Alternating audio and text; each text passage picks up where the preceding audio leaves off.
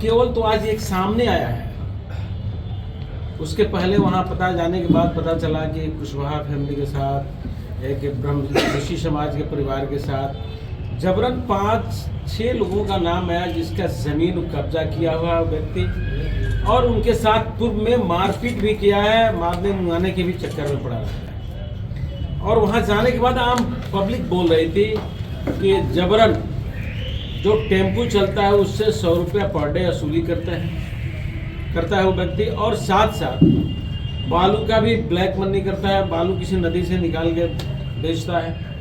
उसके बाद अवैध जितने काम है उस सब में लगे हुए हैं। जिला प्रशासन का अधिकार बनता है कि ऐसे लोगों को जो असामाजिक तत्व के लोग हैं उसका स्पीडली ट्रायल करके और निश्चित रूप से केस का निष्पादन होना चाहिए। नमस्कार, मैं हूं गुलशन कुमार और आप मगध टाइम्स देख रहे हैं। आज केंद्रीय राज्य मंत्री सतीश चंद्र दुबे परड़िया पीड़ित परिवार से मिलने के लिए पहुंचे थे।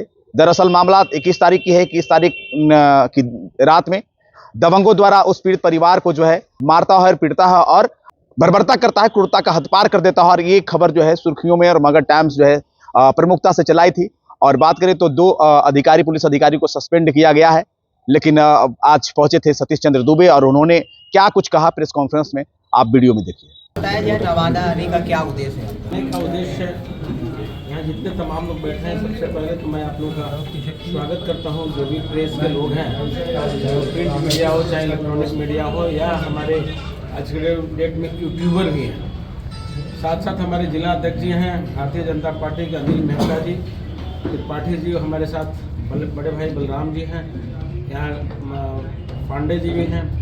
तमाम लोग यहाँ बैठे हैं। आने का रीज़न एक ही था कि पड़रिया एक गांव है जो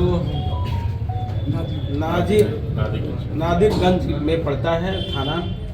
वहाँ एक पांडे परिवार, छोटा सा गरीब ब्राह्मण परिवार है, और केवल तो आज एक सामने आया है।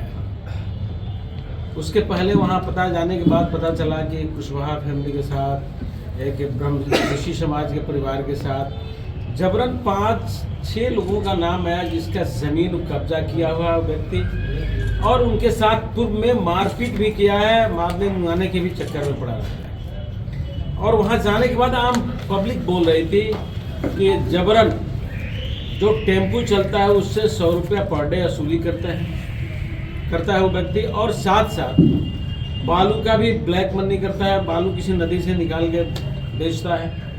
उसके बाद अवैध जितने काम है उस सब में लगे हुए हैं। लेकिन आज जब इनके साथ, पांडे जी के साथ घटना घटी, सोशल मीडिया के माध्यम से प्राप्त हुआ जानकारी, बलराम मिश्रा जी हमको डिटेल बताया और यहाँ के पांडे जी भी ने डिटेल बताया।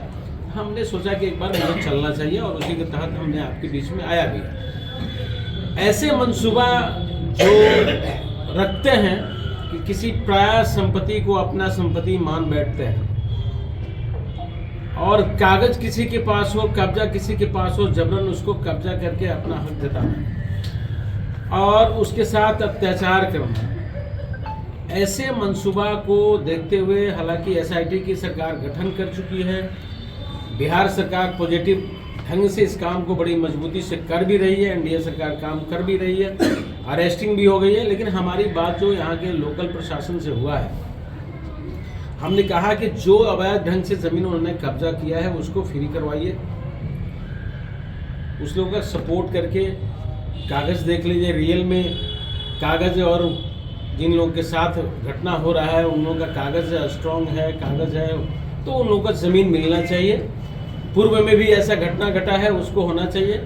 और जिला प्रशासन का अधिकार बनता है कि ऐसे लोगों को जो असामाजिक तत्व के लोग हैं उसका स्पीडली ट्रायल करके और निश्चित रूप से केस का निष्पादन होना चाहिए। लोग बताया कि 20 मुकदमा से ऊपर उनके ऊपर मुकदमा है, तो निश्चित रूप से स्पीडली ट्रायल करके और उस केस में डिसीजन होनी चाहिए। जो बकाया पुराना केस है उस पर भी होना चाहिए।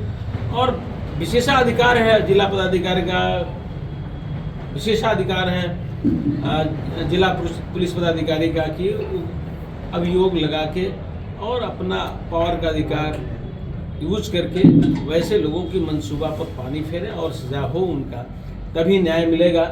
और अब सरकार ऐसे लोगों की जो मानसिकता है इस सोच से परे है, क्योंकि न्याय के साथ विकास कर रहा है बिहार सरकार और उसी के तहत हम लोग को आना पड़ा है। वो लोग जंगल राज में अभी जिंदा है, लगता है उन लोगों को, तो वैसे मानसिकता को अपने दिमाग से निकालना पड़ेगा। ये सरकार जो है कानून के साथ विकास करता है, निश्चित रूप से न्याय मिलेगा। एनडीए की सरकार है सर, और आप भी सवाल उठा रहे हैं, तो सवाल हमने नहीं उठाया। कितना सही लग रहा है? आप गौर से नहीं सुने मेरे बात मैं को। गौर से हमने सुन रहा सवाल ही नहीं उठाया। नहीं, ये जो हमने फरियाद करना पड़ रहा है हमने सरकार, एक मिनट सर, सरकार का जो काम है, सरकार काम की है, SIT के गठन करके पकड़ के लोगों को ये सवाल उठाने की क्या अरे जरूरत पड़ रही है? मेरी बात तो सुनिए, मैंने तो सवाल ही नहीं उठाया। हमने कहा कि SIT का गठन करके उनकी अरेस्टिंग हुई, वो जेल चले गए, लेकिन वैसे अगर मानसिकता रखते हैं तो पुलिस प्रशासन, पदाधिकारी, सरकार विशेष रूप से ट्रायल करके वैसे लोगों को सजा दिलाएगी, निश्चित रूप से दिलाएगी। हमने तो फरियाद हमने नहीं किया, हमने तो एक सुझाव दिया है और निश्चित रूप से होगा। सर, नहीं लग रहा कि विपक्ष की भूमिका आप ही लोग निभा रहे हैं? सत्ता विपक्ष के लोग इस मुद्दे को नहीं उठा रहे हैं, लेकिन आप लोग आ रहे हैं, आप लोग खुद सफाई देखिए, दे रहे हैं। हमेशा अत्याचार के विरुद्ध में एनडीए गठबंधन लड़ा है और उस आदमी के साथ अत्याचार हुआ है, तो विपक्ष अपनी काम को भूल गया है। लेकिन हम सत्ता में रहते हुए भी अपनी काम को अपने से देखना, अगर बुरा बात आपको लगता है तो कोई बात नहीं। हमने अपना काम देखा है, न्याय के साथ विकास हो। उस आदमी के साथ अत्याचार हुआ तो उस अत्याचार को अगर आए हम देखें, जितना हो सकता है मदद करेंगे, पर्सनल भी मदद करेंगे और सरकार के साथ भी DM SP सरकार से बात हुई, SIT के गठन, वह सब तमाम कामें हो रही है। क्या ये नहीं लगता है सर कि ये जो पूरी घटना घटी है बिहार सरकार और बिहार की पुलिस प्रशासन की लापरवाही से घटी है? देखिए, चूंकि भूमि विवाद का मामला आ रहा है और CO जनता दरबार शनिवार के लगाते हैं थाने में। देखिए, जो इसमें घटना में दोषी रहा जी, वो निश्चित रूप से सस्पेंड भी हुआ। सर क्या सस्पेंशन से क्या सर न्याय मिल जाएगी? क्या बर्खास्तगी नहीं होनी चाहिए ऐसे पदाधिकारियों की जो दबंगों को इस प्रकार मदद कर रहा है, संरक्षण कर रहा है? आखिर दबंगों को रोकने के लिए ही हमने बात किया कि SIT का गठन हुआ, तुरंत पकड़ के जेल भेजा गया और स्पीडली ट्रायल करके उस केस में उसको सजा दिलाया जाए।